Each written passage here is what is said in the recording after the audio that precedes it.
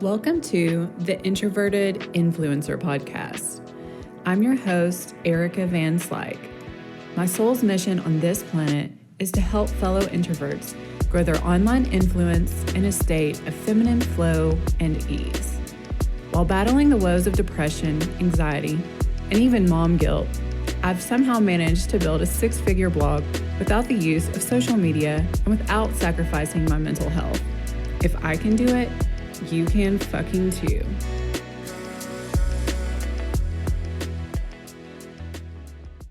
Hello, beautiful soul. Welcome to episode 29 of the Introverted Influencer Podcast. I am so incredibly thankful you have decided to join me this week. I have some exciting news for those of you who have been with me since the beginning. After 7 months of recording this podcast on my old ass iPhone, I have finally made the commitment to build upon this little passion project of mine, and I just invested in all of the necessary equipment to start having guests on this show. And as the words come out of my mouth, I'm like, 70% super freaking stoked for the future of this podcast, but I'm also about 30% freaked out because that means this antisocial introvert is going to have to get a little uncomfortable and actually reach out and collaborate with other human beings. But in all seriousness, this is how truly passionate I am about continuing on in my mission to help other creatives and introverts. So it's kind of sad, but this may officially be the very last episode I ever record on my phone because I'm moving on up, baby. So in last week's episode, I was pretty vulnerable in sharing how a relatively recent Pinterest algorithm update put a hurtin' on my business, y'all. And as a result, I temporarily went down a freak out spiral and did some things that weren't aligned with a lot of what I preach on this podcast. Instead of working from my usual place of flow and faith in the universe, I kind of got constricted into a place of fear and force. And then in an effort to turn my algorithm woes around, I got really antsy and I started reaching out to other peers, asking for advice, and ultimately looking outside of myself for the answers. And that didn't feel good at all, I gotta admit. I'm glad I'm out of it, but it's kind of what I want to talk about today. So instead of me just staying in my lane, like I have done we're going on 8 years now, just showing up on a weekly basis, following what inspires me, following my curiosity, and knowing that that was enough.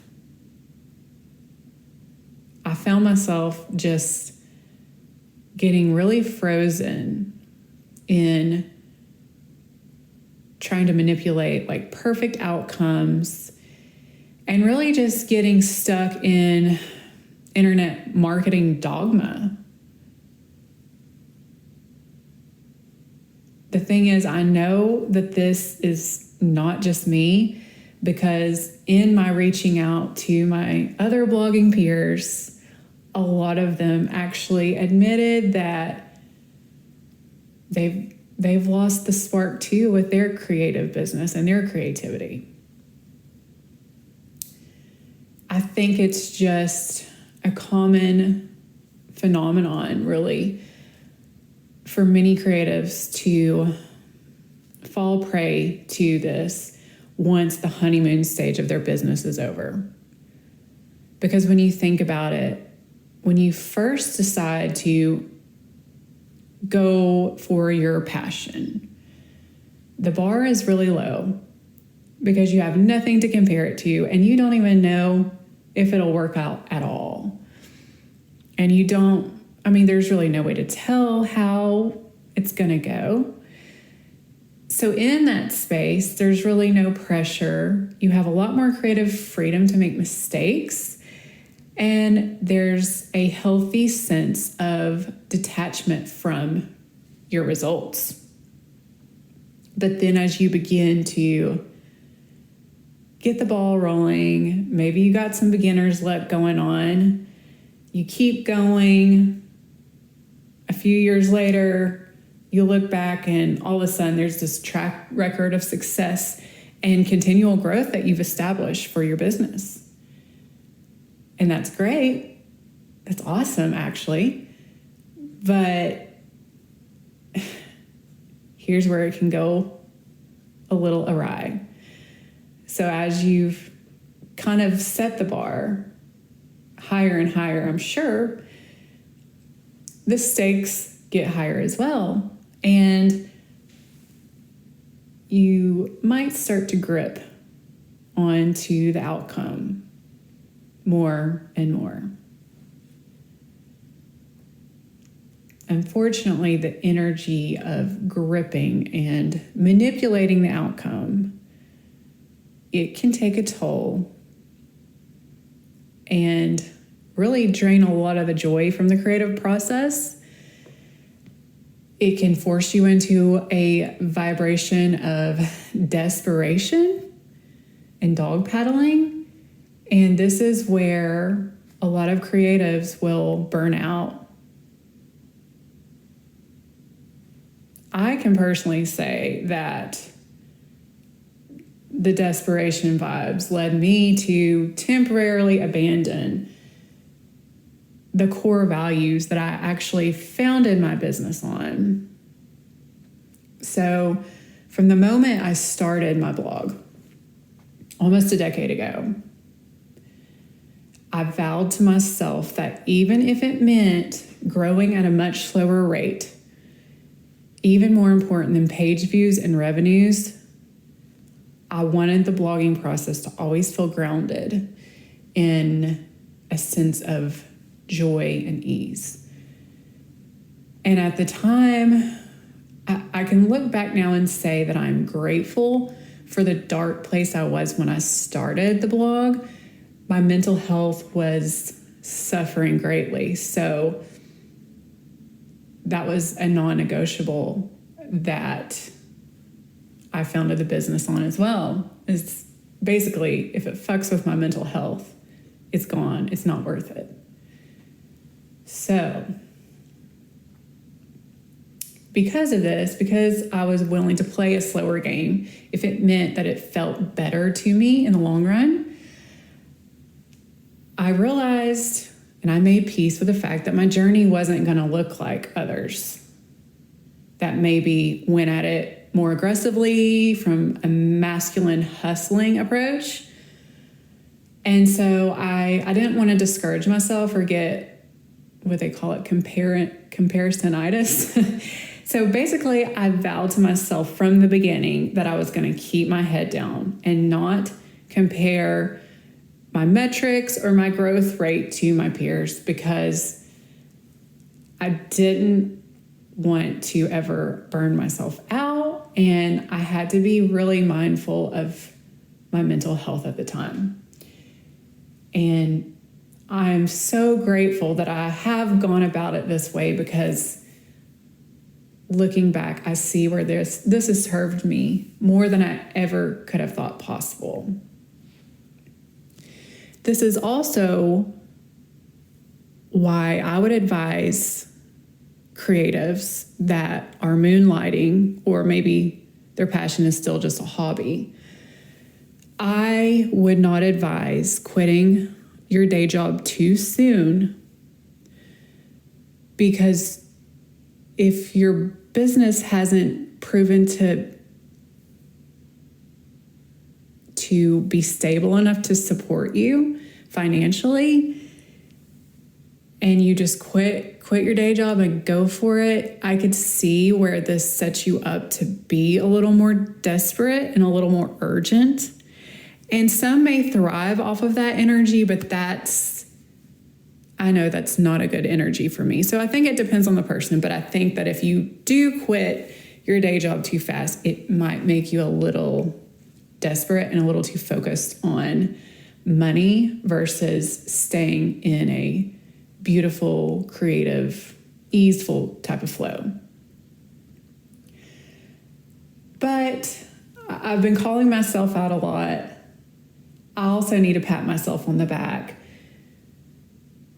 because other than this temporary freak out I went through a few months ago over the Pinterest thing, I have been really good about staying true to the way I want to approach my business. And I think it really has contributed to the longevity of my creative career. But when Pinterest threw me a curveball at a time in my career when the stakes felt really high, for a minute, I lost myself, like the Radiohead song, Karma Police. I lost myself. I fell into a trap, and I started to question my entire approach. And I started to regard all the shoulds and the supposed tos a little too heavily. And I kind of put a dark cloud on what should be a joyful way of making money, and I turned it into a boring ass strategical kind of, I don't know, boring existence for a minute where I kind of abandoned my zone of genius as a creative and tried to make myself into a robot to basically just hack search engines and social media algorithms, all for the sake of page views and revenue. But I didn't stay there. I did come to my senses pretty soon. But for those of you who haven't ever had to navigate this phase of growth yet, from an outsider looking in, I know it could be easy to just assume that getting paid to do what you love will just automatically equate to happiness and freedom. But as Abraham Hicks says, we humans are so free, we can choose bondage. You can start the business of your dreams and still be miserable as fuck if you don't get super intentional about your soul's core needs and your non-negotiables. So during my brief fall from grace and all that I preach, I could see myself very quickly losing my passion and my drive and my creativity. And it got to where I was kind of just dreading having to show up for my blog. And this is when I knew I had to put my foot down. Because the whole reason any of us long for a certain outcome or a certain amount of success, a certain title, a certain career, a certain income, is because of the feeling we think the thing will give us, right? It's not for the actual thing, it's for the feeling. We assume we'll feel better in the having of the manifestation. I wanted my own business because I wanted to feel free. I wanted freedom, I wanted ease, And I didn't want to have to answer to anyone or feel like a slave. But when I betrayed my soul's non-negotiables for the sake of page views and results, what's so ironic about all of it is that inadvertently, I enslaved myself to multiple bosses, not just the one I used to have when I was a marketing consultant. I now created a page view boss, a Pinterest boss, an email marketing boss, a Google boss. You get the picture. And this is not to say, I don't want to give you the wrong idea here. Keeping up with industry best practices is a very reasonable expectation to hold yourself accountable to. The problem is when this becomes the entire focus and driving force of your creative business. Because if that's what happens, then you've already lost the game. When I had my come to Jesus moment with myself, after trying to pull myself out of my freak out, it's like one morning I just woke up and I said, hell, if I'm just going to sit around and pump out content solely for Google search results and not actual human beings, then I might as well go back to my old safe marketing 9-to-5 job. But I took on all the risks of being a creative business owner so that, one, I can be my own boss and live on my own terms, and two, so that I can make money doing what lights me the F up.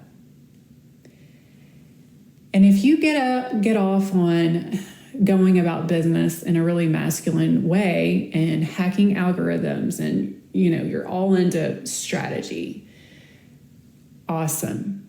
Keep doing you, boo. But that's not me. That is not my thing.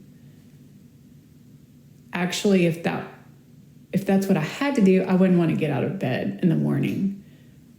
So we all have to just do what works for us. And if this doesn't resonate with you, that's fine.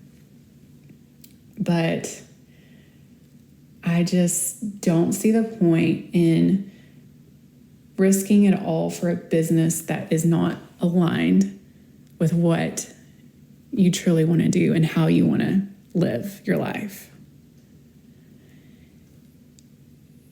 And maybe I haven't grown my reach or my page views as fast as the hustling type of blogger, but I can assure you I'm enjoying the process way more. And I have a feeling I will be around way longer. So if you are newer to the game, or maybe you haven't even started yet, I want you to take some time to reflect right now. How do you want your day-to-day life? How do you want it to feel? What does it look like? Your ideal day-to-day. What does your soul need more of? And what are your non-negotiables? Because what you're doing day in and day out to build your business is going to determine how enjoyable your day-to-day life is. And this is a long-ass game, honey. Who gives a damn about success if what you have to do to attain it makes you miserable in the process, and then you can't even sustain it to enjoy it anyhow? What's the point? The journey is the destination. So make sure you go about your daily life in a way that feels good to you and that honors your core needs. Don't fall into the trap, sis. You are more magical than that. Thank you so much for stopping by this week. I make no money from these podcasts. So the best way you can support this show is by leaving me a 5-star review on whatever podcast platform you use, or by sharing it with a friend, or by screenshotting this episode on your phone, uploading it to your Insta story, and tagging me in it at Designing Vibes. Sending you my love.